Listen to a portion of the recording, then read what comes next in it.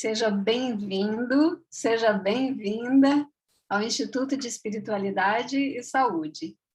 Nossa missão é potencializar a vida, potencializar a energia vital, explorando a relação entre espiritualidade e saúde, ajudando a vida a florescer e frutificar. E com essa missão, nós planejamos essa atividade de hoje, que tem como título Espiritualidade e Saúde, atenção a cuidadores e cuidadoras de pessoas com deficiência. E essa conversa sobre esse tema vai ser na perspectiva da teologia e da bioética. Gostaria de dizer para vocês que um levantamento do IBGE, o Instituto Brasileiro de Geografia e Estatística, aponta que 8,4% da população brasileira acima de 2 anos, isso representa 17,3 milhões de pessoas, tem algum tipo de deficiência. É bastante gente. No meu mestrado, muitos anos atrás, em 1997, quer dizer, no outro século ainda, né? Que coisa, já faz muito tempo.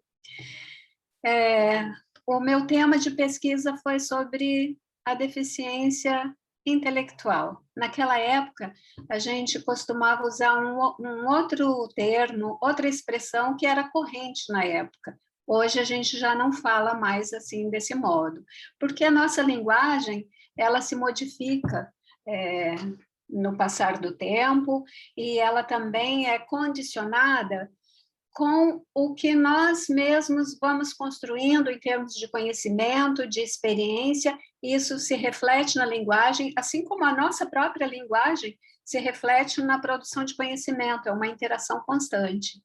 Hoje já se fala pessoas com deficiência intelectual, ao invés de pessoa portadora de deficiência mental, né?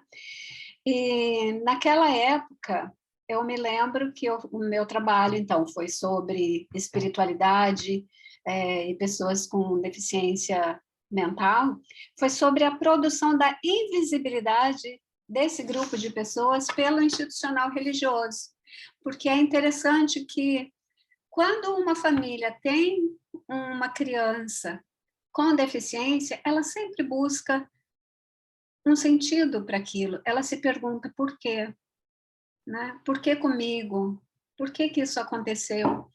Entretanto, em geral, nós não encontramos pessoas, especialmente com deficiência intelectual ou com alguma síndrome que causa alguma deficiência intelectual, né? Alguma síndrome importante, nós não encontramos essas famílias e essas pessoas nos espaços de expressão religiosa. Isso é uma incongruência, porque elas buscam sempre por um sentido, e muitas vezes, nessa busca de sentido, elas se voltam para a religiosidade, para a espiritualidade, né? Então, essa temática, ela tem muitos desafios, e ela tem desafios de várias ordens, e a Fabiana Torres Xavier e a Aline Maran Broto, elas vão conversar conosco sobre essas questões hoje, né? A Fabiana, ela terminou o mestrado há pouco tempo em teologia com essa temática. Fabiana Torres Xavier, ela é bacharel em teologia.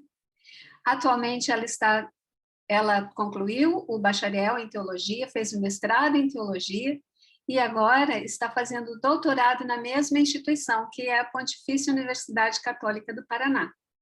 E também está cursando especialização em logoterapia e análise existencial.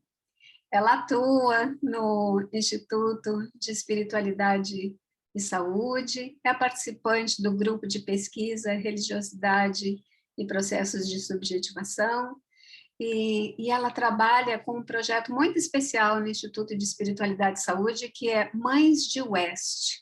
Depois ela também pode falar um pouco sobre esse grupo, né, Fábio? E explicar como é que ele funciona e como é que foi que ele surgiu.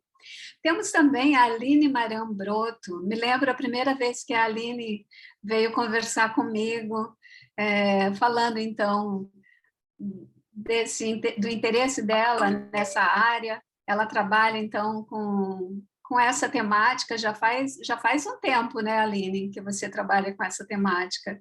E ela veio interessada em fazer um mestrado, e na conversa surgiu então a ideia de fazer o mestrado sobre essa temática em bioética, né, Aline?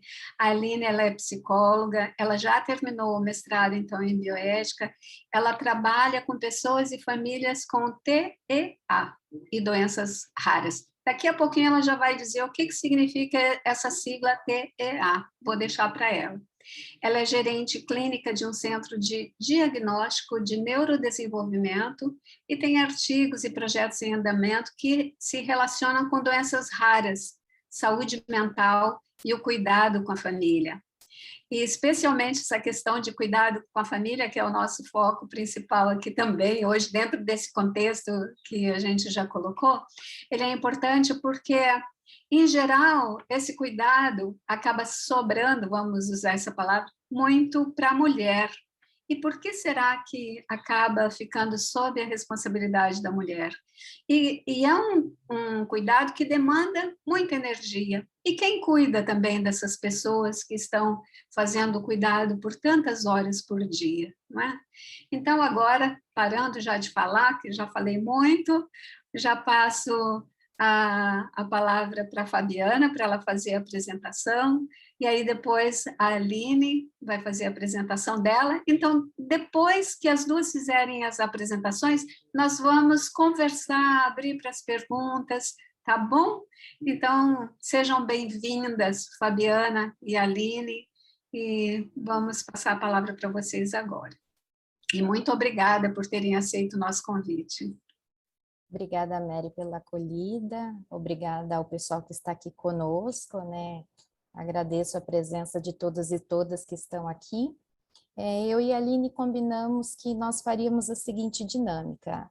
Nós separamos aproximadamente entre 15 e 20 minutos para a apresentação de cada uma, né? Então, a gente vai deixar esse finalzinho aberto para discussão, para esse diálogo, né?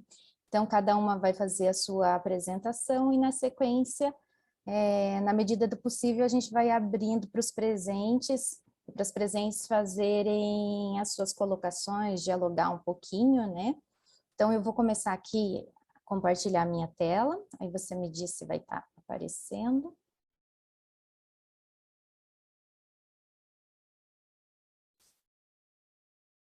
Cola e de jeito.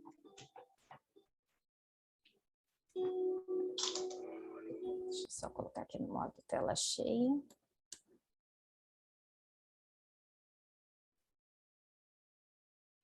Tudo certo, Fábio, está aparecendo.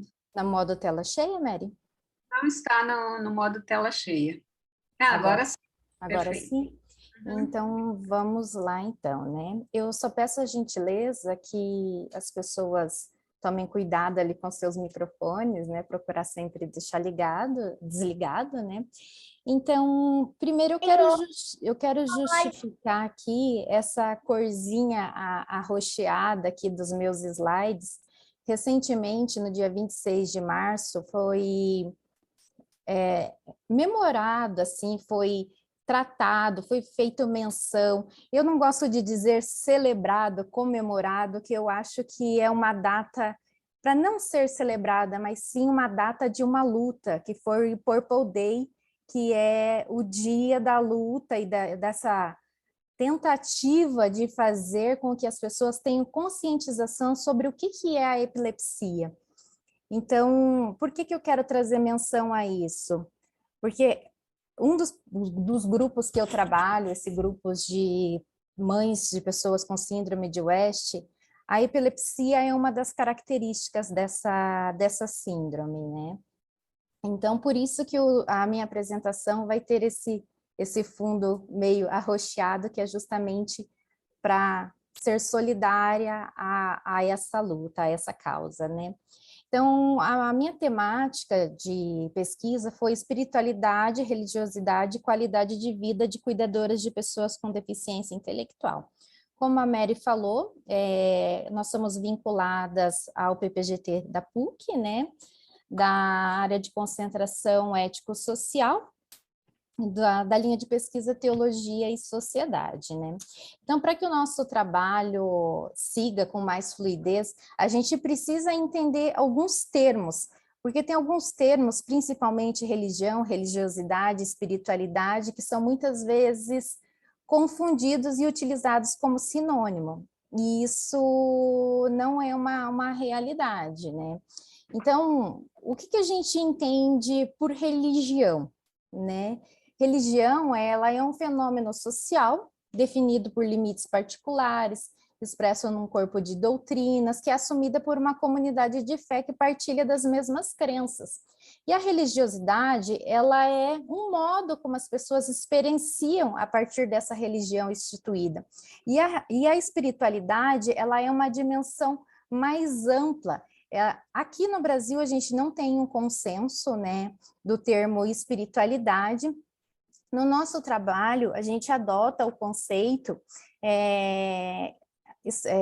que a Cristina Puchalski traz, né, para nós, em uma das suas obras de 2014, que é um conceito que foi cunhado em 2019, né, na Conferência de Consenso, que ela define a espiritualidade como o modo como os indivíduos expressam e buscam sentido, propósito, é o modo como se experiencia a conexão com o momento, consigo mesmo, com os outros, com a natureza, com o transcendente ou sagrado, né? E quem são as cuidadoras? Aqui no meu trabalho, eu vou preferir falar, na minha apresentação, eu vou preferir falar cuidadoras, até um modo de respeito e de trazer visibilidade a essas mulheres. Porque quando a gente fala cuidadores, a gente está englobando homens e mulheres. Mas se a gente pensar nesse contexto de cuidado em saúde, nesse contexto de cuidado a uma pessoa com uma limitação física ou cognitiva, quem predomina? As mulheres, as cuidadoras. Sejam elas as mães, avós, irmãs, até mesmo na área da saúde, quando a gente pensa nesse cuidado mais próximo, a gente vê esse papel feminino, né? Então, eu vou preferir adotar aqui o termo cuidadoras. Quem são essas cuidadoras? Elas são as responsáveis principais pelo cuidado prestado a essas pessoas que têm algum tipo de limitação, seja ela física, cognitiva, e são aquelas que atuam diretamente no atendimento dessas necessidades básicas diárias. E quando a gente fala de deficiência intelectual, do que a gente está falando, né? A Mary colocou antes que esse termo ele foi passando por reformulações ao longo do tempo, né? Tinha algumas conotações, de certa forma, pejorativas. Então, hoje, o tema adotado é deficiência intelectual. O que vem a ser uma deficiência intelectual?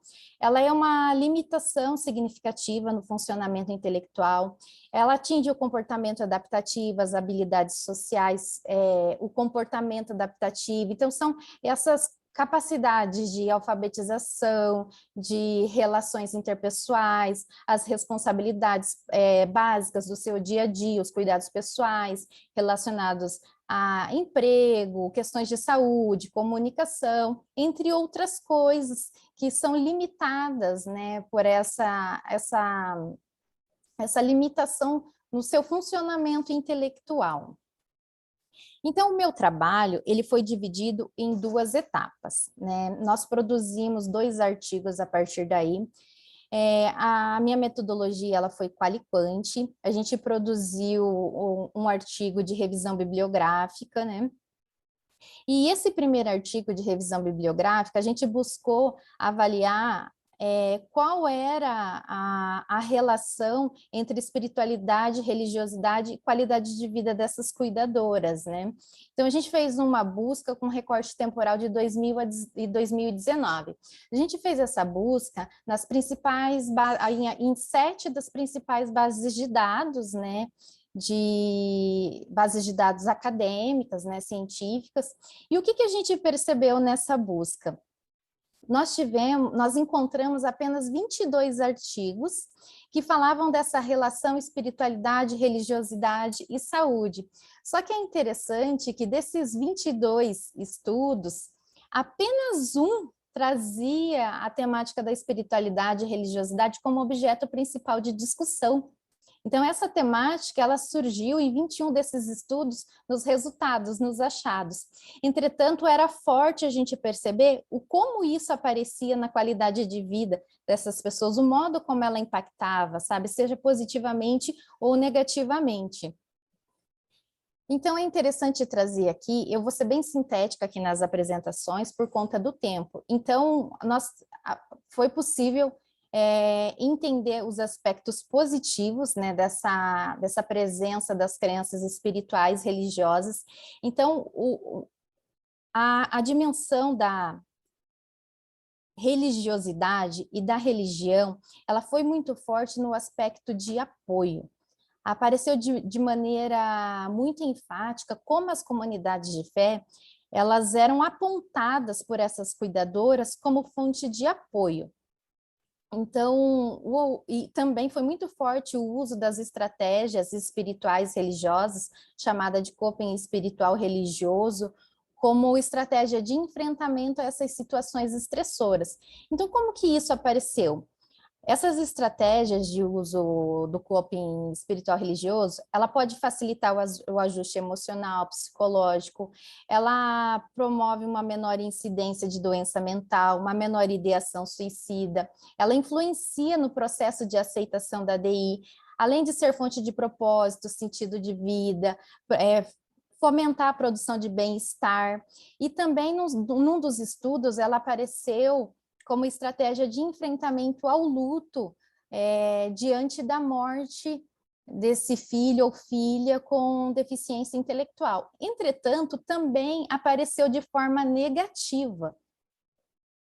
Então, as crenças espirituais religiosas, elas agem de modo negativo na interpretação que se tem da DI. Em alguns contextos, como o indiano, o chinês e o hindu, ela é colocada como uma punição, como uma punição a transgressões morais, a caráter fraco, a não cumprimento dos deveres. Então, ela é colocada, ela é imposta a essas pessoas em forma de estigma. Essas pessoas, elas são marginalizadas, e não só a família é deixada à margem da sociedade, a família sofre com a exclusão, mas também os profissionais que cuidam dessas pessoas. Então, a gente vê aí uma rede de exclusão, a gente vê uma rede de sofrimento, né? E é muito forte o que ocorre sobre as mulheres. A culpabilidade materna é muito alta. Então, a presença de uma pessoa com DI, ela impacta sobre toda a família, mas principalmente sobre as mães. E decorrente disso, pode surgir os conflitos espirituais, religiosos, podem aparecer o uso do coping negativo, né? Do coping espiritual religioso negativo. Agora eu já vou passar direto para a nossa segunda etapa da pesquisa, que a partir desse levantamento bibliográfico a gente foi ver, e na prática, como isso ocorre, né? Então nós fizemos uma pesquisa quantitativa, nós contamos com a participação de 215 pessoas, a nossa pesquisa ela se deu por meio da distribuição de links em redes sociais. Então, a gente inicialmente contou com 215 participantes, entretanto, seguindo ali os critérios de inclusão, exclusão, conclusão da pesquisa, nós validamos apenas 129. E olha que interessante, dessas 129 participantes, 91% eram mulheres. Então, a prática aqui, né, fica evidente o que a teoria diz, né, essa predominância do papel feminino. E em relação à pessoa que exerce o cuidado principal, 77% eram as mães. Aí a gente tem aqui no 2,3 e no 5,5 ali também a presença feminina.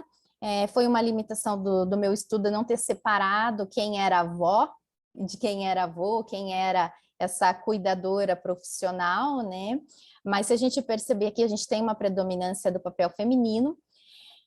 Algo que ficou muito marcante aqui também foi a gente perceber que mais de 60% dessas pessoas, elas cuidam acima de 4 anos.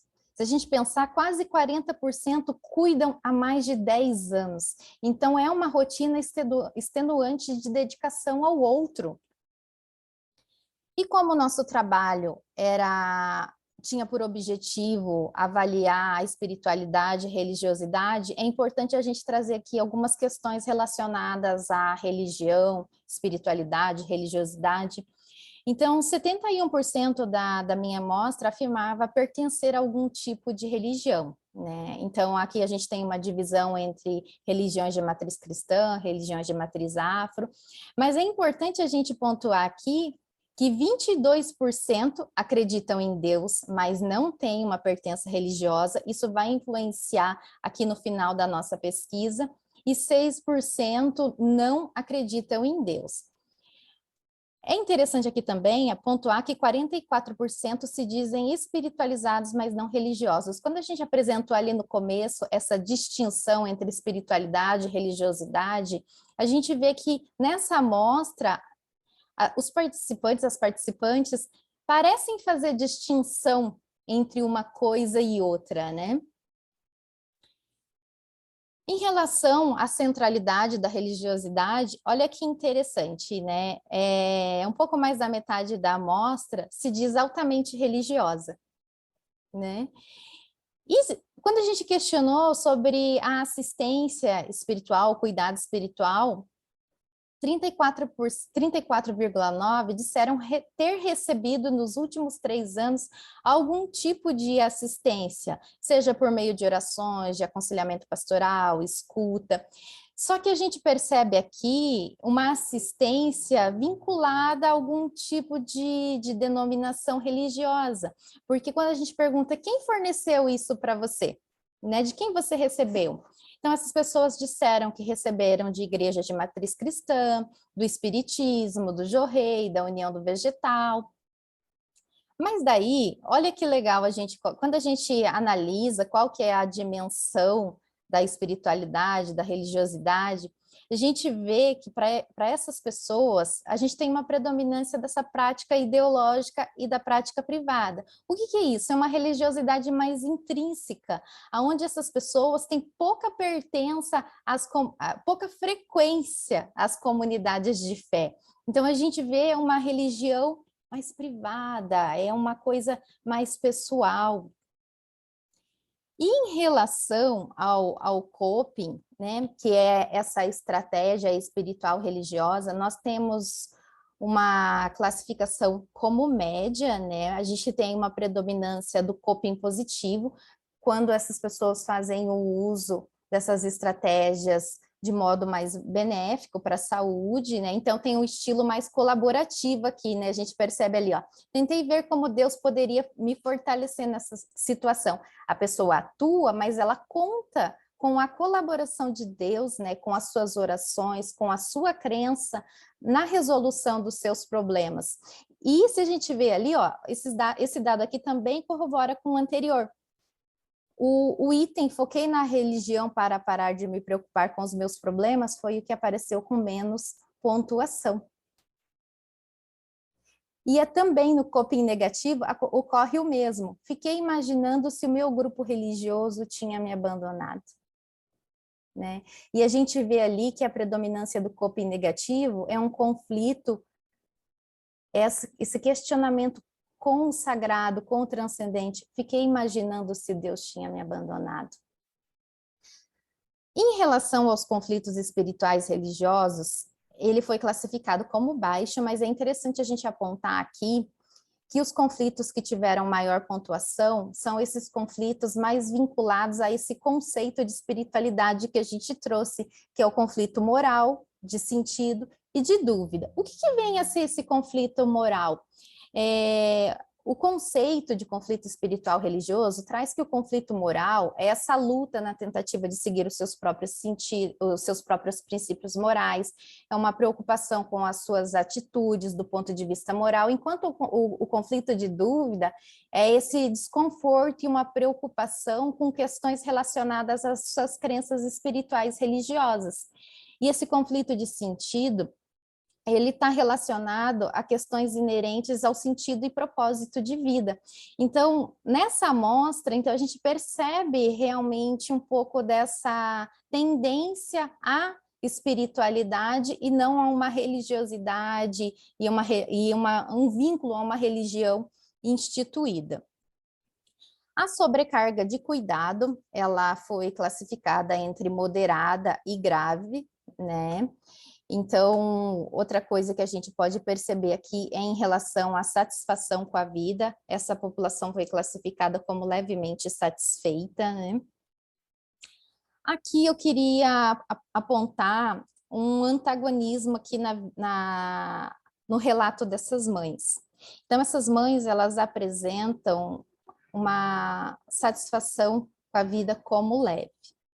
Mas quando a gente aplicou esse questionário sobre a qualidade de vida, que é um dos domínios que a gente trouxe do RuCol, né, que avalia a qualidade de vida, quando a gente questionou qual é a frequência que você sente dor física, olha a porcentagem, mais de 40% afirmaram sentir frequentemente dor física. Quando a gente pergunta, a sua vida depende do uso de medicamento? A gente tem ali mais de 20% que afirma que quase sempre ou frequentemente, quase 30% que às vezes.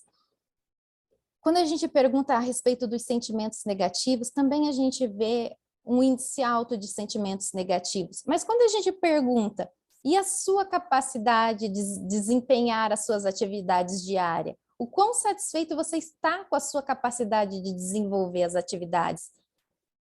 Teve alta pontuação, a gente teve mais de 50% dizendo que estão satisfeitas. Você se sente contente? Sim. Você está satisfeito com a sua qualidade de vida? Sim. Então, a gente vê um antagonismo. A gente pode até pensar, de certa forma, numa desejabilidade social. Elas não têm o direito de dizer, eu estou cansada. Elas não têm o direito de dizer, eu não estou satisfeita com a minha capacidade de desenvolver minhas atividades. Então, aqui também a gente pode até inferir ou, né, pensar nesse antagonismo. Eu digo isso a partir da minha prática diária com essas mães. Então, aqui eu já vou partir para algumas questões, né? Aqui não tem assim, esse objetivo de trazer os resultados de modo exaustivo, mas deixar algumas pitadas, algumas pinceladas para a gente discutir, né? Os resultados aqui, eles apontam para nós alguns indícios que pode ocorrer algumas patologias do cuidado, né? Então, a Mary trouxe um dado ali mais genérico em relação à população com deficiência.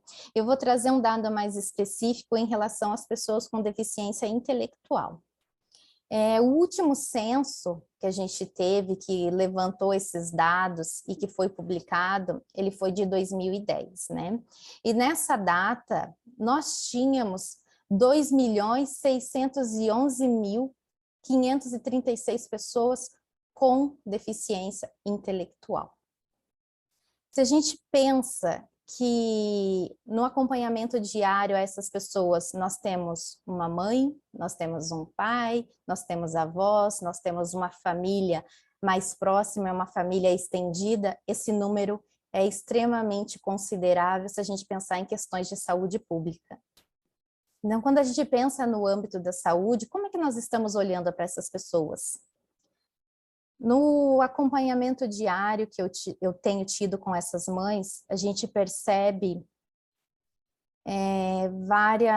vários sintomas ligados a um transtorno de saúde mental. Nós percebemos várias coisas relacionadas à própria saúde física, à depressão.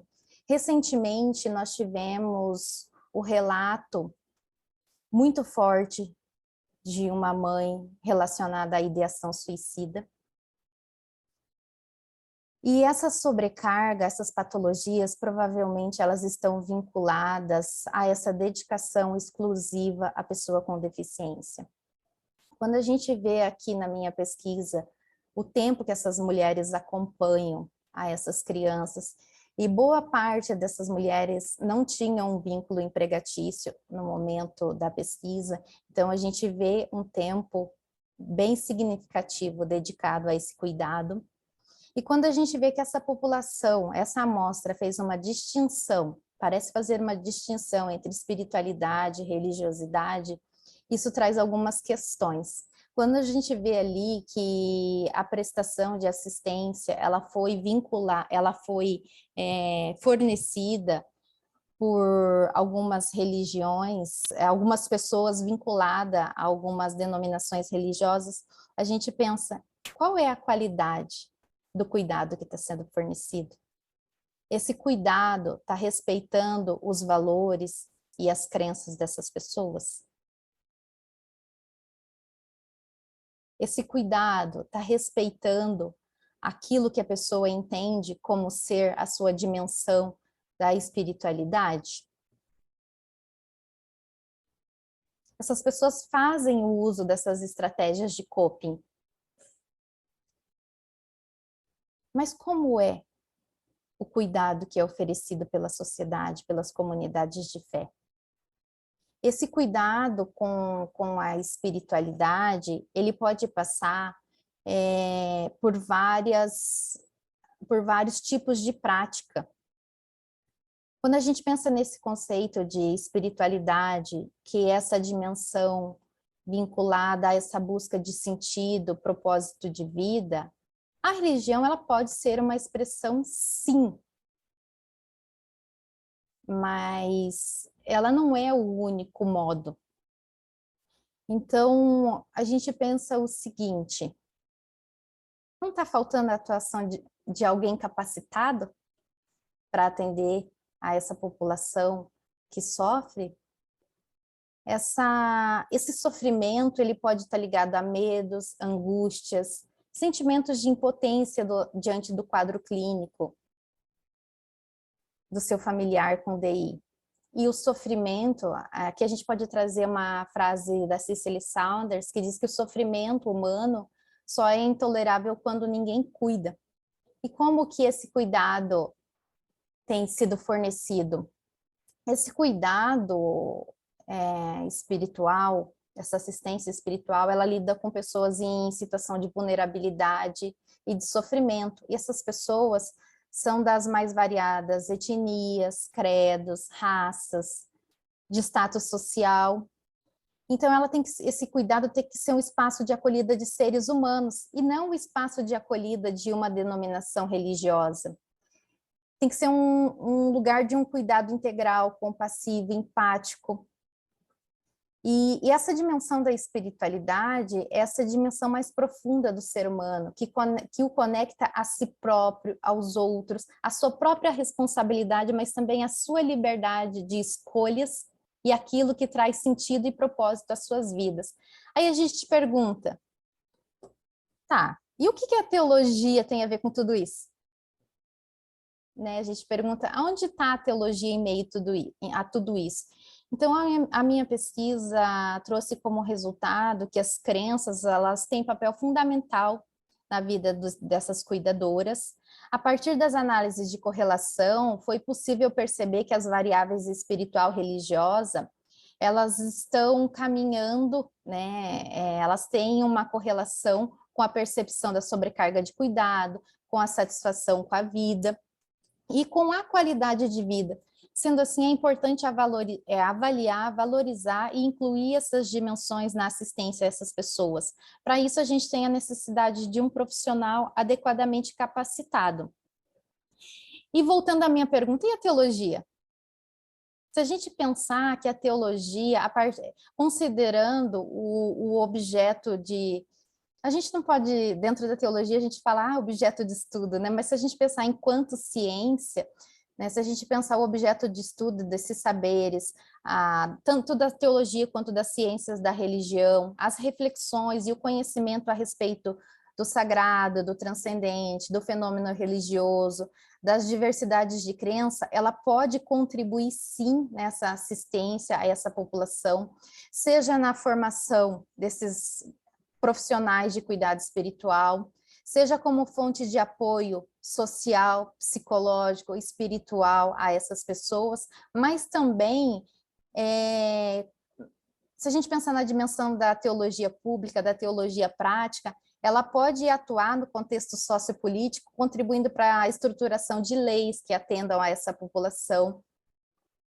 Então, tem sim esse aspecto essa possibilidade de atuação, até mesmo se a gente pensar que ao longo da história, as religiões, elas tiveram um papel significativo na vida das pessoas, com a missão de ajudar a elaborar os momentos marcantes, as situações que essas pessoas estavam vivendo. E é importante a gente pensar também que do ponto de vista espiritual religioso, pode sim promover essa restauração da integridade da pessoa, promover esse autocuidado, essa autoconfiança. E como que como que nós pensamos em sugerir também, de certa forma, uma atuação prática? Tá, mas do modo prático, o que que a gente, enquanto comunidade de fé, o que que a gente pode fazer? É importante a gente pensar que as barreiras que a gente encontra nas comunidades de fé, a Mary falou já hoje de uma invisibilidade, né? Como ocorre essa invisibilidade? Quando a gente pensa, as barreiras nas comunidades não são apenas físicas e arquitetônicas, são barreiras relacionais, são barreiras comportamentais e estigmatizantes. Muitas vezes as pessoas com deficiência, elas são apenas vinculadas às suas incapacidades e às suas limitações. Elas não são tratadas como pessoas, com uma dignidade, e as famílias acabam sofrendo com olhares estigmatizantes, onde a causa da deficiência, ela pode ser vinculada a uma transgressão, a uma punição. E essas pessoas se questionam, por que eu? Então eu vou deixar vou deixar umas perguntinhas aqui para nós. As comunidades de fé atendem às necessidades das pessoas com deficiência, das pessoas com deficiência intelectual, atendem às necessidades dessas famílias? As comunidades estão atentas às necessidades espirituais ou religiosas dessas mulheres?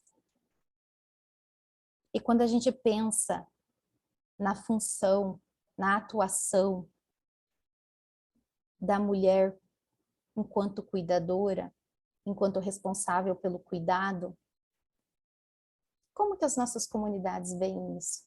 Qual é o papel da mulher dentro de uma comunidade religiosa?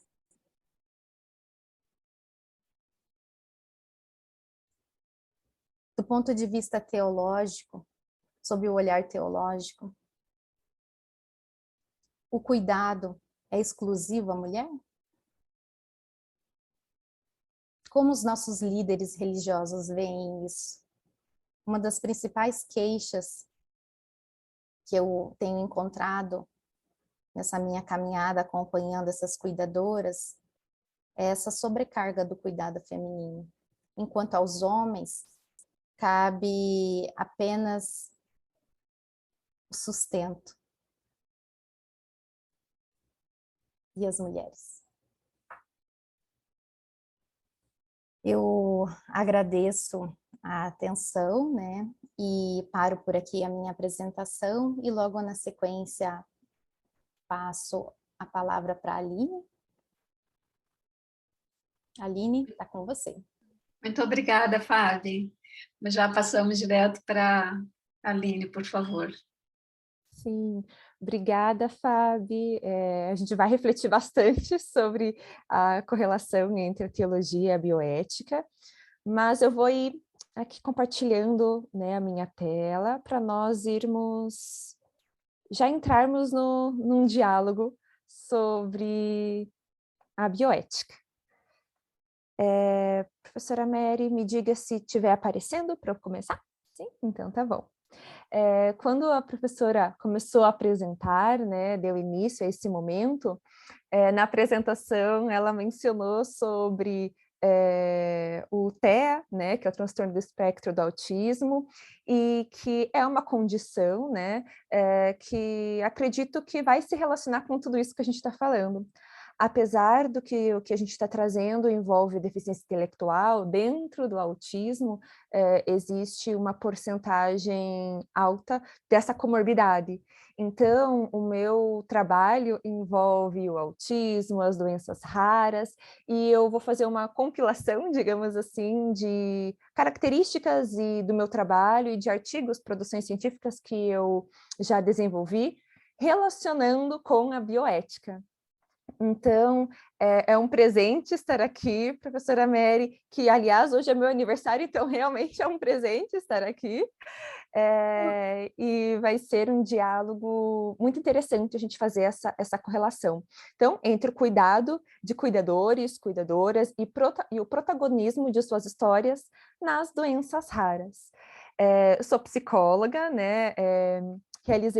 Terminei o meu mestrado em bioética na metade do ano passado, e a partir de então comecei a trabalhar com doenças raras, né? No próprio mestrado a gente teve essa correlação, e também com outros transtornos do neurodesenvolvimento. A primeira coisa que eu quero apontar aqui é que a minha apresentação vai ser uma compilação, digamos assim, de alguns artigos e produções que eu fiz que se relacionam, seja com as doenças raras, com a deficiência intelectual, e a todo momento, né, quem foi a minha orientadora no mestrado foi a professora Carolina Fila Rosanelli, e a partir disso consegui desenvolver, né, capítulos de livro, artigos, então ela está aqui a todo momento. Para nós começarmos, eu quero citar a questão das doenças raras, porque é isso que embasa o meu conhecimento e embasa o motivo de eu estar aqui. Porque dentro das doenças raras, dentro do autismo, né, a comorbidade de deficiência, né, e deficiência intelectual, em especial, num nível bastante elevado. E muitas vezes, dentro das doenças raras, é difícil saber o que veio primeiro, né? É a deficiência intelectual, a doença rara. Então, muitas vezes, a conta ela fecha, mas a gente não sabe qual foi a somatória do produto. Então, se a gente for pensar inicialmente sobre doenças raras, que é o papel que eu tenho mais conhecimento, a gente pode chamar que a doença rara está ali num grupo de 65 pessoas, em um maior grupo de 100 mil indivíduos. Então, a gente faz ali uma continha de 1,3 pessoas a cada 2.000. Né? Então, a partir daí, a gente consegue chamar de doença rara ou de síndrome rara. A deficiência intelectual, ela é muito maior do que isso, mas isso não quer dizer que não esteja presente dentro deste número das doenças raras. Né? E no Brasil, nós temos 13 milhões de pessoas com doenças raras, estamos chegando quase nos 14 milhões. Então, o que isso quer dizer? Que além de quem tem o diagnóstico de DI ou de alguma deficiência específica, nós temos também dentro das doenças raras, e que elas são crônicas, progressivas, degenerativas, podem ser fatais, 80% delas são genéticas, as outras 20% são derivadas de outras questões, né, bacterianas, ambientais, infecciosas, e tudo isso vai nos direcionando para um ponto que é muito importante, que tem a ver com a bioética, né? Dentro da bioética, tem uma questão que é muito importante e que talvez vai dar uma reflexão interessante ao longo do processo da relação com os cuidadores e cuidadoras, que tem a ver com o que é a vulnerabilidade, né? Dentro do que a gente busca fazer uma diferenciação, né, uma análise, digamos assim, mais cuidadosa sobre o que é a vulnerabilidade, existe uma diferenciação entre a vulneração, a vulnerabilidade e o vulnerado. Né? A vulneração é uma situação, né? A ação de vulnerar é ferir alguém ou algo, E a partir daí é importante a gente já gerar uma reflexão de que, será que eu coloco alguém em situação de vulneração no meu dia a dia? Será que eu enxergo alguma situação de vulneração no meu dia a dia? Eu firo ou vulnero alguém em alguma condição? Porque a vulnerabilidade em si, ela acaba sendo uma condição humana, né? Então ela tem a ver com a carência. Então a gente olhar um pouco mais amplamente para a questão social, né? Então uma condição de carência, de necessidade, de impossibilidade de responder com os próprios recursos, né? Da situação que afeta a sociedade. E por último, o termo vulnerados, que é quem foi agredido, seja por palavras, por ações, pela falta de algo. Então, se nós formos pensar dentro do que se encaixa as deficiências, as doenças raras, o próprio TEA, né? Que, aliás, estamos no mês da conscientização do transtorno do espectro do autismo. Eu até estou com um bottom aqui, eu não sei se dá para enxergar direito, mas é um mês para a gente refletir, além do que a Fábio falou, né, no início da apresentação dela, é um mês de muitas reflexões.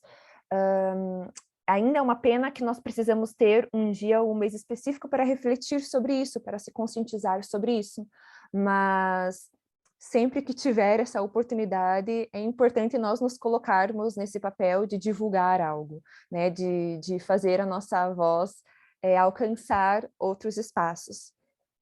Então, quando a gente fala sobre a comunidade como um todo, quem está vulnerado? Que situação que nos mostra a vulnerabilidade? E quem é que está colocando as pessoas, né, esse grupo específico, em situação de vulneração? Então, a gente está falando nesse momento sobre questões de pessoas com deficiências, mas também de quem é que cuida delas, né, de quem é que cuida das pessoas com deficiências, dos cuidadores como um todo.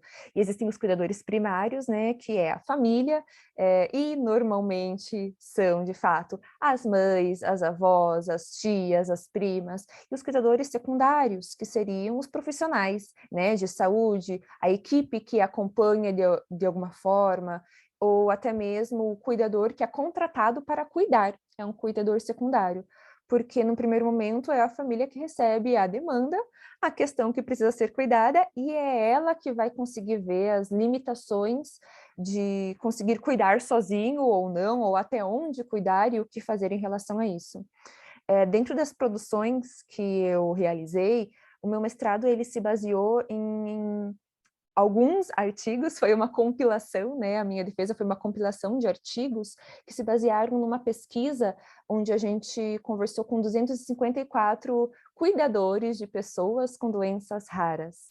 E 86% dessas pessoas eram mulheres, né? Então, mães, avós, tias, primas, e uma porcentagem, então, homens ou pessoas que não quiseram se identificar. Então, a partir daí, a gente já vai fazer uma correlação com a pesquisa da FAB e como, de fato, culturalmente, a gente enxerga a mulher e socialmente a gente enxerga a mulher como a cuidadora. Então, dentro dos artigos e dos meus estudos, o que a gente consegue relacionar também é a vulnerabilidade em 4 dimensões e enxergá-las na sociedade como um todo. Então, a primeira delas é a vulnerabilidade individual, que ela tem a ver com os aspectos biológicos, emocionais, cognitivos, referentes às relações. Então, um primeiro aspecto a enxergar é o aspecto individual. Como é que eu, né, no meu organismo, no meu jeito de enxergar a vida, no aspecto emocional, lido com a situação que eu vivencio, né? Então, sejam lá nas questões das doenças raras, como é que eu me sinto em relação a isso? Como é que a minha saúde emocional, como o meu cognitivo, como a minha relação com o social, digamos assim, frente ao que eu sinto se estabelece. A vulnerabilidade social, então, caracterizada por aspectos culturais. Então, como a cultura, seja da minha família, da minha cidade, se relaciona com o que eu estou vivenciando? Dentro disso, a gente consegue colocar aspectos sociais, econômicos, uma questão muito específica da mudança demográfica, em especial quando há o diagnóstico de doença rara, porque no Brasil, não chega a 100, né, o número de centros de referência em doenças raras, tendo em vista que a gente tem entre 6 e 8 mil tipos de doença rara. Então, não termos 100 centros especializados em doenças raras é um número muito pequeno, tendo a dimensão também do Brasil. Então, há uma mudança muito comum demograficamente falando. Então, a vulnerabilidade social, ela entra nessa questão. Eu precisar me mudar, encontrar um ambiente que me dê acesso e oportunidades ao serviço que eu busco, que é o tratamento ou o conhecimento daquela doença, né? Ter o diagnóstico. Um terceiro tipo de vulnerabilidade tem a ver com a vulnerabilidade programática, que é aquela que tem a ver com os recursos sociais necessários para a proteção. Então, no primeiro momento, existe a questão social, que eu preciso encontrar, preciso me deslocar para encontrar onde eu vou ter acesso, né? E como é que eu vou conseguir encontrar isso? Eu preciso sair, por exemplo, do Nordeste e vir para o sul do Brasil. Então, no primeiro momento, eu preciso mudar e aceitar uma nova cultura, preciso aceitar o frio que passa aqui, a chuva e 3 tipos de clima num mesmo dia, até mesmo a maneira que as pessoas falam, a receptividade das pessoas, tudo isso entra numa vulnerabilidade social. E a partir do momento que a gente pensa, de fato, no bem-estar físico, né, psicológico e social como um tripé, em relação à proteção daquela pessoa, a gente está falando sobre a vulnerabilidade programática. Então, a gente está falando em como ter esses recursos para ter a minha saúde física e mental da maneira mais digna possível.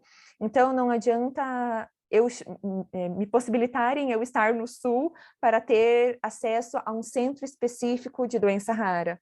Eu também preciso ter acesso a recursos que me façam ser recebida ali, saber aonde é que eu posso comprar tal coisa. Se, por exemplo, e que é infelizmente uma realidade, né? A mãe com o filho se mudam em busca do tratamento mais adequado possível. E o pai fica no estado onde eles já estão, porque lá ele tem um trabalho e assim ele vai poder gerar dinheiro. Então a mãe, sozinha, vem com o filho em busca de tratamento. Aonde é que ela vai ficar? Qual vai ser a casa? Se vai ser perto ou longe do hospital? Mas aí precisa pensar numa relação entre hospital, onde vai ser o atendimento e aonde mora. E a distância entre os 3 não pode ser tão longe, porque senão é perdido mais tempo em relação ao deslocamento do que o próprio tratamento ou exames e consultas.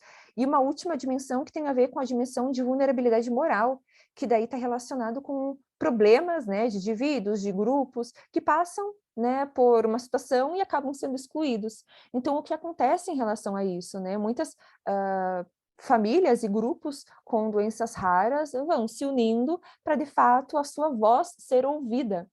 Então, a gente tem aí mais uma vulnerabilidade que coloca, seja nas deficiências específicas, né, no autismo ou nas doenças raras, a necessidade de se unir para que a voz seja ouvida, porque senão muitas vezes ela não é. E mesmo a voz unida não necessariamente alcança o objetivo. Eu gostaria de pontuar uma das histórias da semana.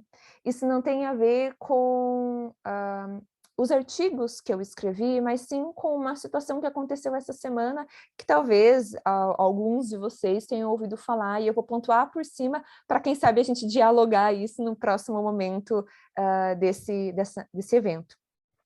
Nessa semana, houve uma situação, e eu estou falando porque, de fato, foi divulgado entre grupos que eu participo, de uma pessoa, né, de uma criança com uma deficiência específica e que precisava de um acesso específico para chegar no seu tratamento, né? Então, não vou divulgar nomes nem nada, então a gente pode dialogar um pouco sobre isso.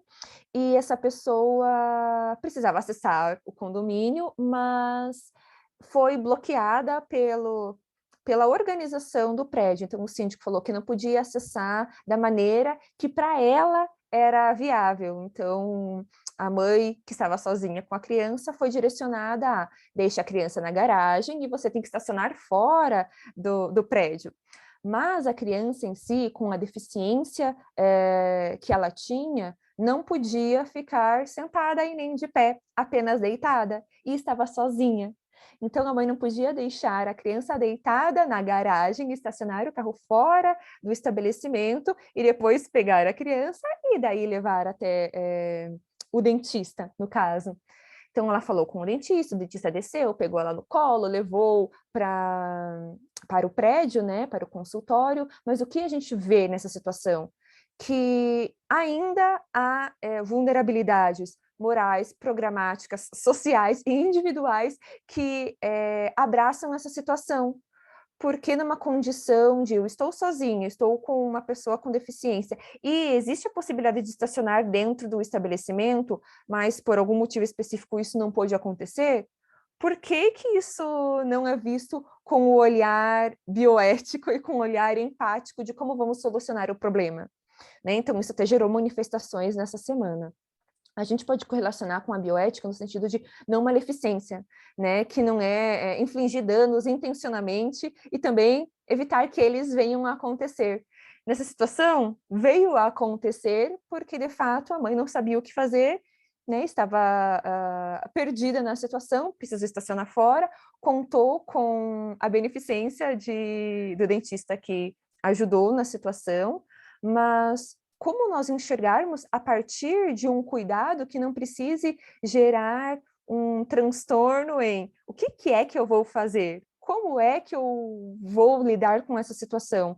E qual é o poder que, de fato, a mulher, no caso, tinha na sua voz? Né? Ela precisou falar, pedir, mas mesmo assim não foi ouvida, encontrou outra via, mas não era a via que, de fato, era o seu direito. Então, dentro da ética da proteção, a gente enxerga que devemos assumir, né, aqueles que têm menos recursos e o Estado deve dar a proteção necessária, mas que muitas vezes não acontece, por isso o título desse pedaço, né, da apresentação tem a ver com uma das histórias da semana, e quantas outras histórias não chegam até nós, porque não são colocadas na mídia, ou porque tentam, mas não conseguem alcançar um número de pessoas que de fato consigam fazer uma manifestação e dialoguem sobre tudo que envolve a vulnerabilidade, a vulneração, e os processos que socialmente estão acontecendo.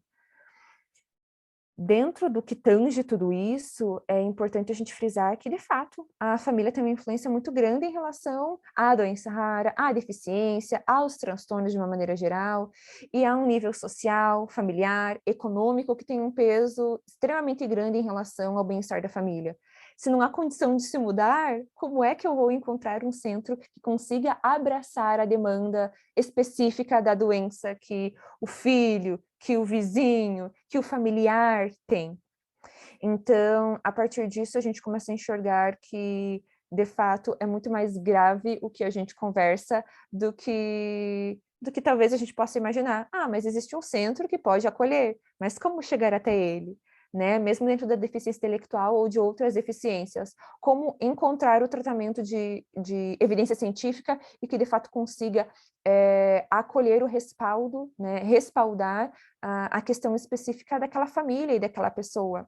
Então eu gosto de falar que quando existe alguém com doença rara, com autismo, com deficiência intelectual, enfim, a família inteira tem, porque a família inteira precisa se deslocar, precisa mover-se de alguma maneira. A gente enxerga que grandiosamente, né, a mulher, é o papel da mãe, é o papel da tia, da filha, que faz esse movimento, porque a gente está falando não só da mãe para o filho, mas às vezes é do filho para o pai, para a mãe, que precisa cuidar deles, porque eles que têm a doença rara ou a deficiência. Né? Então, a gente tem 4 características comuns às famílias, que envolvem a doença, né? Então, a deficiência tendencia a dominar a família de uma maneira geral, porque acaba sendo isso o foco, né? Querendo ou não, é difícil olhar para a família sem olhar a deficiência. Então, como ter os valores, né, em voga, junto com o que a deficiência traz? O desenvolvimento de relações mais acentuadas entre a pessoa e a família. Então, esse é um ponto que nas pesquisas que eu desenvolvi, que eu participei, a gente consegue ver que normalmente ou a família se une ou a separação da família. Então, isso é muito comum da família. Vamos todos juntos, vamos lutar e nos unir por esse propósito, e por isso que muitas associações surgem de famílias, e por outro lado, a quebra de relações. A capacidade de adaptação da família ao exterior diminui, porque o que acontece é olhar para a família, o que a deficiência traz, e não tanto para o que a sociedade está mostrando, ou outras questões, seja a pandemia como um todo, a guerra que está acontecendo, porque, de fato, há necessidade de mais atenção para o que acontece dentro da família.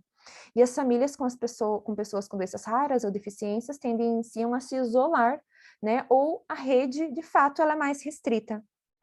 Culturalmente, né, as mulheres, elas têm uma dinâmica familiar voltada para o cuidado, então isso acontece na nossa cultura, mas acontece, infelizmente, em muitas outras culturas, e quebrar isso tem a ver com um diálogo diário, né, e uma capacitação diária em como olhar o papel da mulher, como desconstruir o papel da mulher e desconstruir o papel do homem, não necessariamente enquanto pai, enquanto mãe, mas enquanto o papel deles dentro da pessoa com deficiência ou com doença rara que faz parte da sua família. Porque, como eu disse, não necessariamente vai ser o pai ou a mãe, pode ser o filho ou a filha, o tio ou a tia, enfim. Diante do adoecimento, né, quem assume essa posição? Normalmente a mãe, normalmente a mulher, e essa sobrecarga, de fato, não vai afetar só o lado profissional, que muitas vezes é deixado de lado, mas também a relação com as amizades, a relação com o social, porque é muito mais fácil, né, e é muito mais necessário, digamos assim, se aproximar de pessoas que tenham famílias com uma situação parecida, porque assim também vai ter uma troca sobre o que vivencia e como relacionar e melhorar ou desabafar a situação que está vivenciando. Então, o que acaba acontecendo é uma negligência às próprias necessidades, né? Mas o que fazer em relação a isso? Então, não tem como se isentar dos sofrimentos, né, por não ter momentos para si. Então, vem novamente, como a Fábio falou, a questão da culpabilização de, poxa, mas como eu vou deixar isso de lado para cuidar de mim? O que pode se fazer e lentamente olhar um pouquinho dentro de grupos. Então, de novo, os grupos familiares auxiliam muito nesse processo, porque a troca de experiências faz com que a relação, né, e a rede de apoio se estabeleça. Redes de apoio são extremamente importantes para todos nós, mas quando a gente fala nas deficiências de uma maneira geral, elas assumem um papel de, ufa, não sou só eu, né? Então, a bioética da proteção, de maneira geral, ela traz a questão da responsabilidade social, da vulnerabilidade e da importância de promover e proteger. O que nós estamos fazendo aqui hoje tem a ver com promover, né, um diálogo, mas o que nós temos que fazer a partir disso é proteger quem a gente enxerga que os direitos humanos, a sua dignidade está sendo negligenciada. Então, para concluir, é necessário a gente ter um olhar sistêmico sobre tudo isso. Então, o que isso quer dizer? Não olhar só para a deficiência, mas para a pessoa que tem a deficiência e para a família que está junto nesse processo, né? A acessibilidade enquanto garantia dos direitos, né? E enxergar a pessoa com deficiência não como vítima, ou pessoa com deficiência ou com doença rara, não como vítima, ou como heroína por passar por aquela situação, mas como uma pessoa com deficiência ou com uma pessoa com doença rara, e a partir disso dialogar sobre como melhorar os processos para essa pessoa ser incluída na sociedade de maneira efetiva. Então, isso faz parte do processo de minimizar as vulnerabilidades, ouvir as narrativas, as histórias das pessoas que passam por situações que nós podemos auxiliar, né? Então, a gente está falando sobre também o luto da saúde perfeita. A partir do momento que a deficiência, a doença rara aparecem, a gente está falando sobre não ter a saúde perfeita que socialmente é esperada. Então, entender as dores e as alegrias também faz parte de um aperfeiçoamento profissional. Então, a partir do que nós estamos fazendo aqui, ouvir as dores e as alegrias, não só perguntar das dificuldades, mas também ouvir as pequenas e grandes conquistas fazem parte desse processo. Então, eu acredito que dois verbos que devem regir, né, o nosso olhar para o que acontece dentro das famílias, na relação com as cuidadoras, com as pessoas com deficiências, é o ser e o fazer.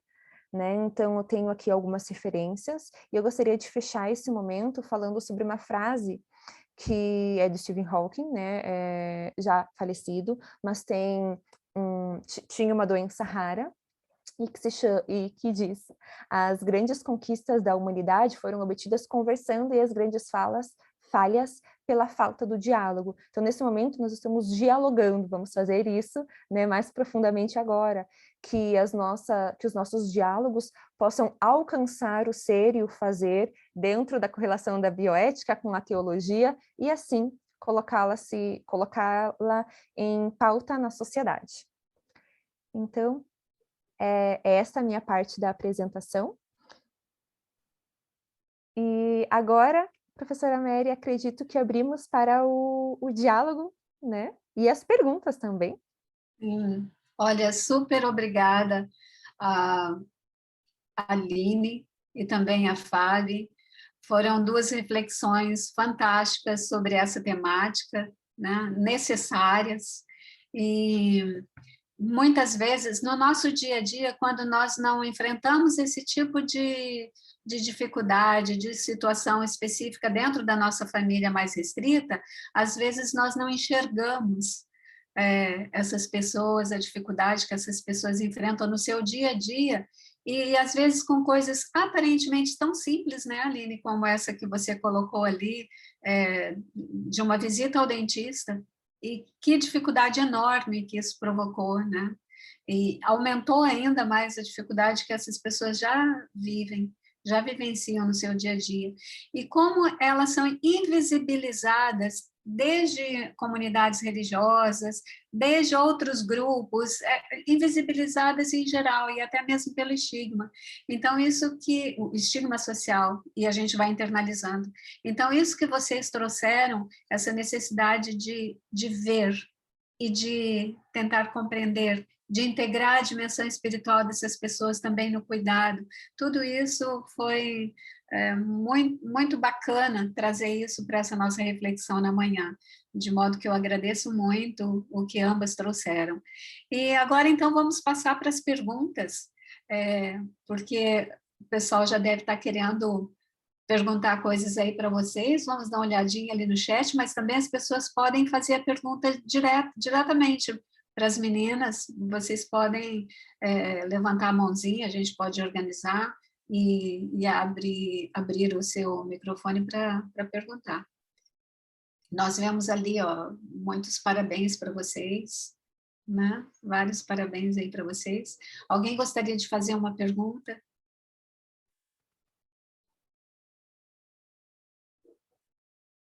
Enquanto o pessoal vai pensando aí em alguma pergunta para fazer, vou fazer uma pergunta aqui para a Fábio e também para a Aline, né? A Fábio mencionou as Mães de Oeste, também como que você acabou se aproximando desse grupo, né? Muito, muito sucintamente. E essa é uma doença rara, podemos dizer assim, uma condição rara, né, Aline? E às vezes está mais perto de nós do que a gente imagina, e com muitas dificuldades de tratamento e de cuidado. Então, gostaria que a Fábio pudesse falar um pouquinho sobre as Mães de Oeste, e a Aline, com esse trabalho de gerenciamento dessa clínica, que ela pudesse conversar um pouquinho mais, contar para nós um pouquinho mais sobre a rotina diária, então, nesse lugar, e de diagnóstico e de cuidado com essas famílias, tá bom? Obrigada, Mary. Primeiro eu queria agradecer a Aline, né? Durante a fala dela foi possível ver, assim, o desenvolvimento da minha pesquisa e o desenvolvimento dela caminham juntas, assim. Então, muito do que ela foi falando, eu vi, parece que era minha, né? Então, várias coisas, antes de eu entrar especificamente nesse projeto com as mães, a Aline ali no final trouxe algumas coisas que são importantes nós pontuarmos. Quando ela coloca que a DI, ela domina toda a família, né? Que a DI não, a deficiência, ela domina toda a família, né? Entretanto, quando ela coloca ali a questão das relações, a gente pode perceber ao longo, até vou falar nesse projeto com as próprias mães, a gente pode perceber que essas relações, elas passam por polos, né? São polos bem antagônicos, ou uma aproximação intensa, ou um afastamento devastador, né? A Aline colocou ali a aproximação de alguns grupos. Eu chamo esses grupos de guetos sociais, né? Porque acabam formando alguns guetos, essas famílias acabam se aproximando dos seus pares, né? Como uma forma também de refúgio, de busca de conhecimento e também a opção que lhes resta, né? Essas famílias acabam que excluídas socialmente, não só de forma imposta, mas uma autoexclusão. Elas não se sentem à vontade em estar em outros meios. Numa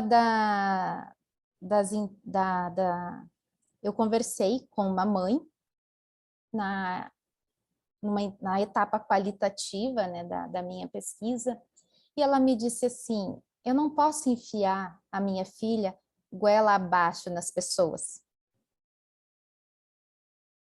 A minha filha tem as limitações dela, ela precisa de um atendimento, de um olhar especial. Eu não posso chegar na casa das pessoas com o colchãozinho dela, jogar no chão e ela ficar deitada ali naquele colchãozinho, tendo as crises. As pessoas não sabem lidar com isso. Mas, ao longo da minha caminhada, nós formamos boas amizades com as outras mães, nós fazemos cafezinho uma na casa da outra, a gente se encontra, a gente aprende, a gente partilha. Então é interessante a gente ver isso. Mas voltando ao projeto com as mães, o que é a síndrome de West, né? A síndrome de West, ela é uma encefalopatia epilética, né? E ela é caracterizada por espasmos, né? Por crises relacionadas à epilepsia. Ela é caracterizada na primeira infância. A partir de uma determinada idade, ela passa a ser entendida como uma epilepsia de difícil controle. E eu acompanho essas mães, surgiu, vou dizer assim, surgiu de um modo muito gratificante esse projeto com essas mães, com uma das pessoas que eu entrevistei, né, para a etapa qualitativa. Eu gosto de dizer isso porque eu acho que é muito marcante. Ela me disse assim: eu não quero que me chame de coitadinha. Eu não sou coitadinha. Eu preciso que alguém faça alguma coisa para mim. Ficar olhando para mim e para minha criança com esse olhar de pena e piedade não resolve os meus problemas. E daí, você vai fazer o que com isso que você está sentindo? Com essa piedade. Piedade não resolve os meus problemas. Eu cheguei para a Mary e falei: Mary, eu faço o que com tudo isso que eu estou pesquisando, com tudo isso que eu estou aprendendo, com tudo isso que eu estou encontrando? A fala dessa mãe mexeu comigo, eu preciso fazer alguma coisa. Então, em parceria com o Instituto e com outras voluntárias do Instituto, nós criamos o projeto Mães de West, que atua em duas frentes. Eu forneço o cuidado espiritual, né? Eu atuo com essas mães através do cuidado espiritual. Eu faço rodas de conversa semanais com essas mães.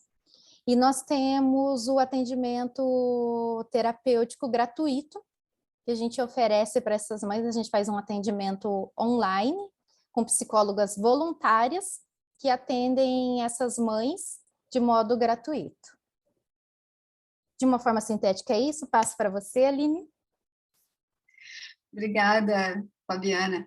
E além da pergunta que eu te fiz, já tem outra ali para ti também, Aline, que a Francine está perguntando assim, qual a melhor forma de fazer um acolhimento familiar quando a família não é o cliente direto? Então, já pode incluir na sua resposta sobre o teu dia a dia, também tocar nessa questão trazida pela Francine. Obrigada, Francine. Eu acredito, né, que tudo isso que a gente está falando, de fato, faz uma correlação, né, Fabiana, entre os meus estudos, de fato, os seus estudos, os estudos da professora Mary, né, porque a bioética e a teologia, elas se relacionam muito profundamente, se a gente quiser enxergar com esses olhos, porque, de fato, é isso que acontece, né. Bem, então, se eu puder falar um pouquinho sobre como que funciona, né, na clínica, o que a gente trabalha é frente a uma questão com transtornos do neurodesenvolvimento, né? Então, o autismo, doenças raras e o atendimento, né? Como funciona a clínica, é de fato a partir de uma estrutura que a gente chama de, né, de abrangente, né, que nós fazemos uma avaliação para fazer um diagnóstico seja da criança, né, do bebê, da criança, do adolescente, em relação a qual é o transtorno do neurodesenvolvimento que aquela pessoa, aquele indivíduo se encontra.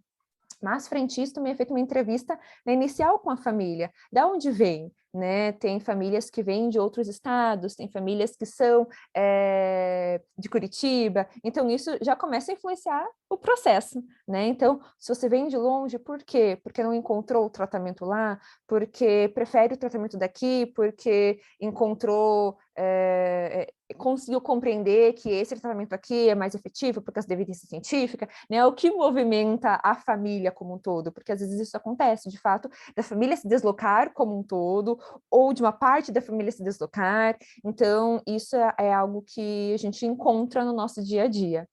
E a partir disso, após uma avaliação, né, então inicia-se o tratamento. Mas o tratamento, eu já vou relacionar ali com o que a Francine perguntou, ele acontece primeiramente com o cliente direto, que é o filho, que é a criança, que é o adolescente, que necessita, né, do diagnóstico e daí de um tratamento para a especificidade que o leva até a clínica, né, que a clínica se chama CEDIM, né, no caso. E após isso, né, após a avaliação e a gente conseguir fazer uma compilação de qual currículo utilizar a partir do que a evidência científica nos traz como necessária para aquele momento, nós também precisamos fazer um acolhimento para a família, que não é o nosso cliente direto, né, que é o nosso cliente secundário, digamos assim.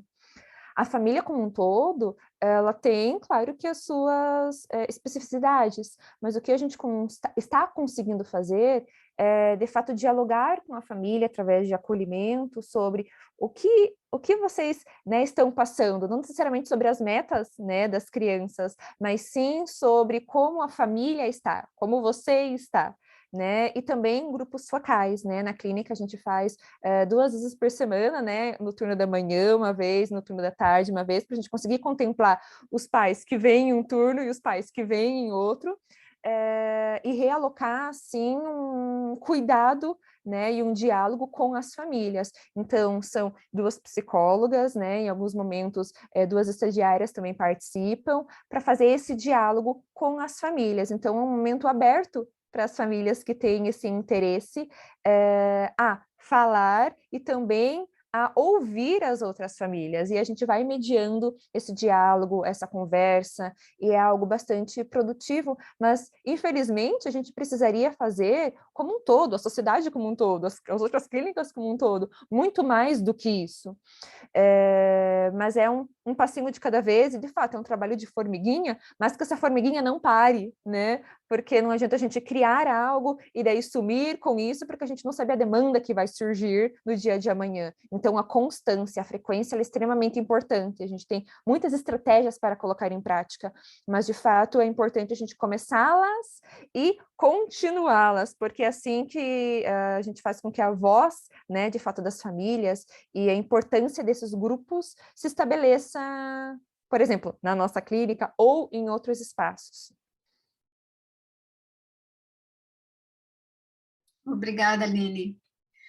O Hélio Lotério, ele escreveu assim no chat: muito agradecido pelas apresentações. Muitas cuidadoras se anulam como pessoas por se dedicarem integralmente a cuidar de quem não sobreviveria sem esse cuidado.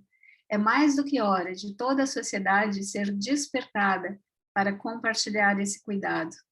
E interessante essa colocação dele aqui sobre o cuidado compartilhado pela sociedade, né?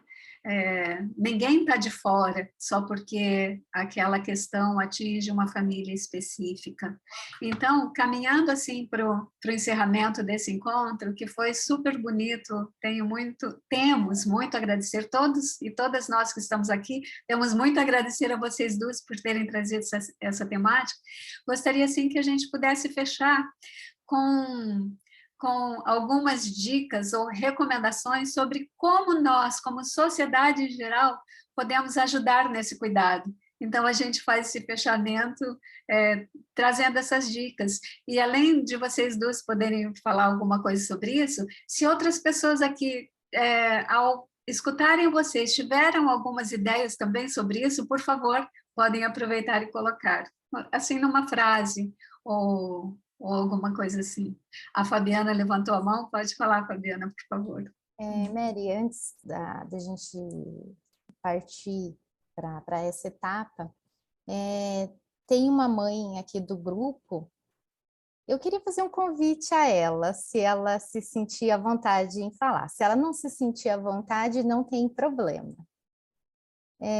Eu gostaria que ela falasse bem assim, bem rapidinho, o que de forma bem sintética, enquanto o sentimento que ela sente ser mãe de uma criança. Puxa, né, que legal. Com uma síndrome de West, e o que é para ela o cuidado que a gente faz semanalmente. Rafa, você pode falar? Isso, ia perguntar o nome dela. Abre seu microfone, por favor, Isso. Rafa. Uhum. Bom dia. Bom dia. Assim, vocês estão me fazendo chorar, né? Eu não queria chorar. Ontem foi uma noite cansativa. Eu sou muito grata. A Fabi sabe, assim, como é cansativo, é exaustivo, mas depois de Noah, eu aprendi, eu renasci de novo como mãe, porque eu já tenho uma de 18, mas ele veio para fechar o ciclo de mãe e eu aprender mais o que é amor. Ele tem 2 anos e 3 meses, eu vejo hoje que eu não posso me calar sobre a síndrome de West que ele tem. Muito excluído, a família não aceita a doença dele, e agradeço muito a Fabi pelos acompanhamentos que ela tem, sobre a minha depressão, que ela está fazendo com que eu não faça o que eu queria fazer na minha vida, né? Então, eu agradeço muito esse dia, que eu não estava bem, que eu não dormi, mas vocês entraram na minha mente. A Aline falou coisas de vulnerabilidade, que é o que eu me sinto, às vezes, uma mãe vulnerável, que eu não tenho apoio de família, eu sou sozinha, porque o pai dele é mesmo que não existe, né? Mora com a gente, mas é aquele negócio, eu sou para tudo, eu sou para remédio, para consulta, para terapia, para lutar por tudo por ele. Então, obrigada, meninas, e sempre que tiver essas reuniões, pode me convidar, viu? Muito obrigada pelo seu testemunho, Rafa. emocionante. Eu fiquei assim extremamente emocionada e está fechando aqui a nossa discussão de uma forma belíssima, que é um exemplo vivo desse sofrimento e das dificuldades do dia a dia, dos desafios, mas também das alegrias, né? Quando você fala assim, eu renasci como mãe, estou tendo a oportunidade de aprender tanta coisa bonita, né? E o quanto também você vai passando isso para todos nós como sociedade, né?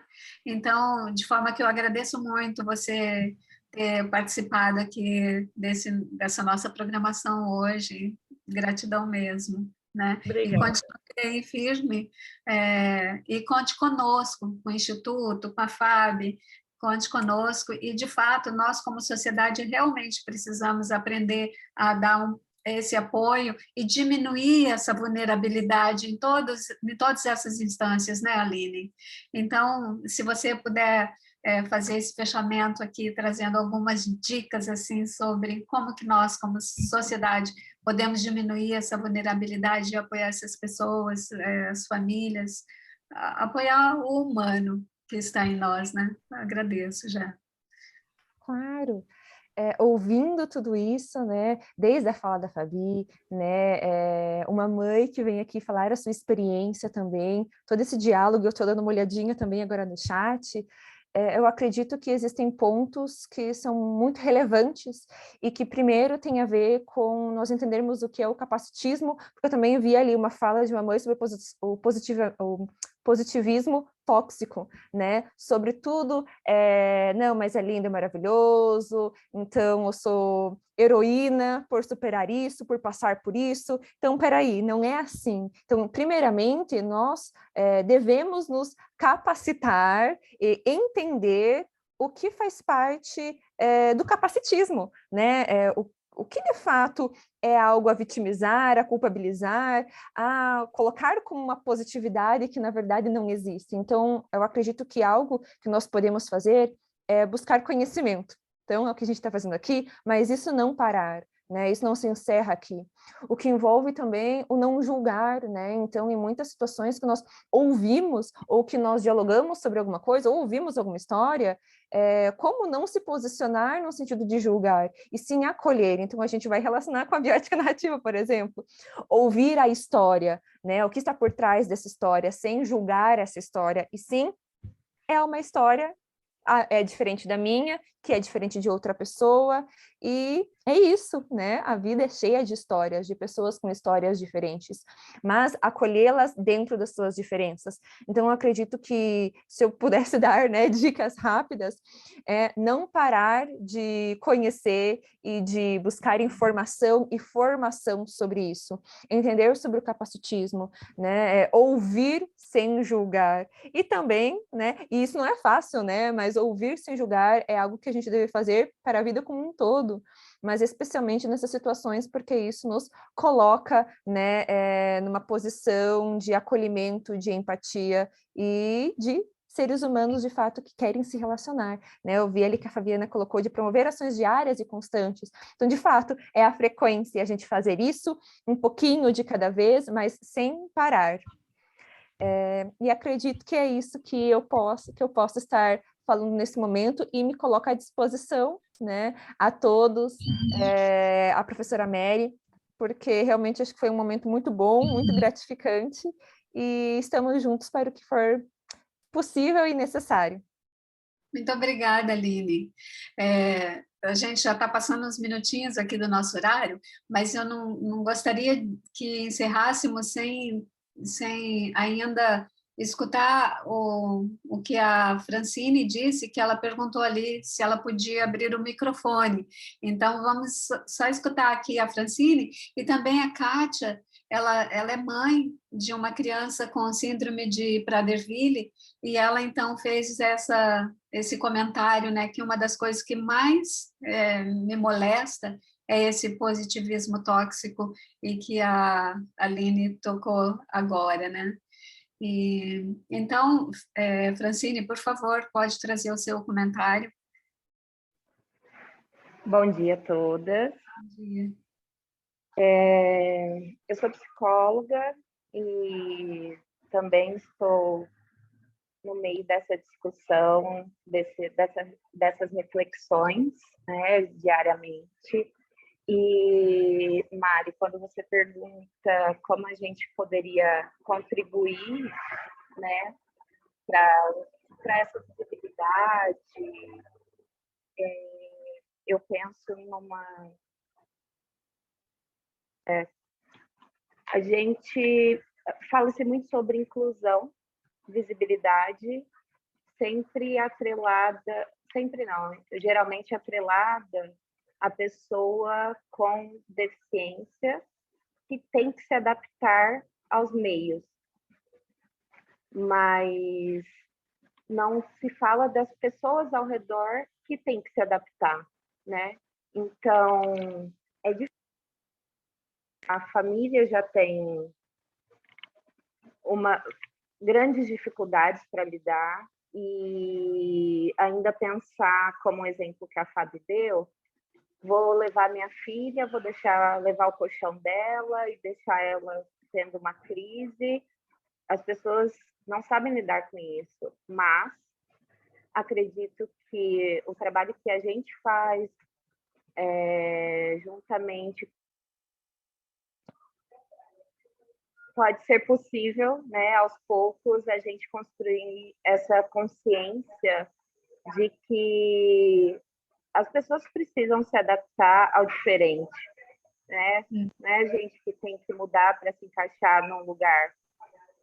Então, quanto mais, né, falamos sobre isso, é possível que isso mude um dia, né? É o que a gente espera. Uhum. Muito obrigada, Francine, isso mesmo, e que a gente não fique à espera de que a sociedade, que essas pessoas se adaptem, ou que as famílias se adaptem, né? Mas que nós possamos ir enxergando as necessidades delas com empatia, e até mesmo esse jeito de falar dessas pessoas, delas, né? Nós já estamos fazendo uma separação, isso também não está correto, isso é ruim, para ver como que isso está tão internalizado em nós e a gente vai reproduzindo muitas vezes sem se dar conta.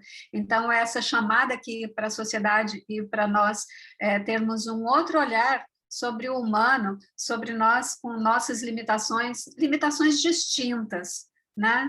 Limitações distintas, mas todos nós enfrentamos, e sermos mais empáticos e enxergar a necessidade das outras pessoas e oferecer o cuidado. A Luciana também falou que ela é tia de uma criança com síndrome de Down, né?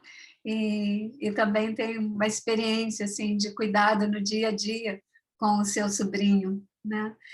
Nós agradecemos, super agradecemos vocês terem participado aqui e que vocês possam levar essa fala de hoje da Fábio, da Aline, da Francine, da Rafa, né?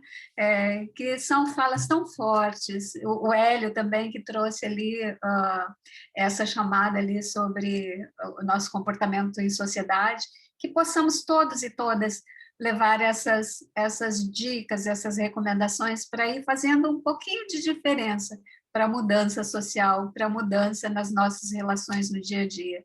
E muito obrigada por você ter vindo e até a próxima. Obrigada em especial a Aline e a Fábio, a toda a equipe do Instituto de Espiritualidade e Saúde, e nós vamos ter um próximo encontro e vamos logo passar uma propaganda para vocês. Você gostaria de falar algo sobre isso, Luciana? Ou podemos encerrar, fazer uma foto aqui de encerramento? Eu queria aproveitar, então, o momento, novamente agradecer, né, fazer minhas as palavras da professora Mari, a Fabiana, a Aline, pelo compartilhamento aí de todas as pesquisas. Para quem tem uma relação tão próxima também como eu tenho, sempre é muito tocante, vai além de compartilhar dados e gráficos e informações, né? A gente está ali dentro, né? E como membro do Instituto de Espiritualidade e Saúde, como a professora Mari falou, nós mensalmente temos as nossas rodas de socialização. Em breve nós vamos compartilhar a roda do próximo mês, né, com os contatos de vocês, mas desde já estão todos e todas convidados para participar conosco. E aproveitar também, ontem nós tivemos o lançamento do primeiro Seminário Internacional de Espiritualidade e Saúde, né? É um momento também que a gente vai poder compartilhar e ouvir de grandes pesquisadores e pesquisadoras nacionais, internacionais, sobre narrativas e a importância na espiritualidade e saúde. Uma oportunidade também para submeter trabalhos para aqueles e para aquelas que fazem as suas pesquisas e de a gente poder compreender, né, esse tema tanto no território nacional quanto outras pesquisas aí pelo mundo. Então, desde já todos e todas convidados para se inscrever conosco, aproveitar que a gente tem lote promocional também aí para as primeiras inscrições. Para as primeiras inscrições tem brinde, inclusive, então eu vou deixar aqui no chat aqui para vocês poderem ver as nossas redes sociais, acompanhar, e tiver qualquer dúvida, qualquer coisa, a gente está sempre à disposição. Mais uma vez, muito obrigada pela participação de todos vocês.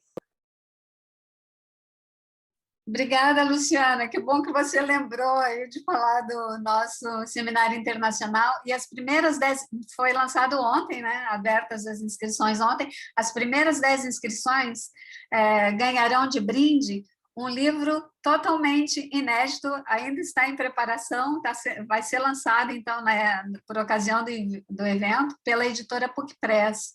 Então, aproveitem para fazer a sua inscrição e ganhar um dos volumes, né? São 2 volumes, mas vai ganhar um desses volumes.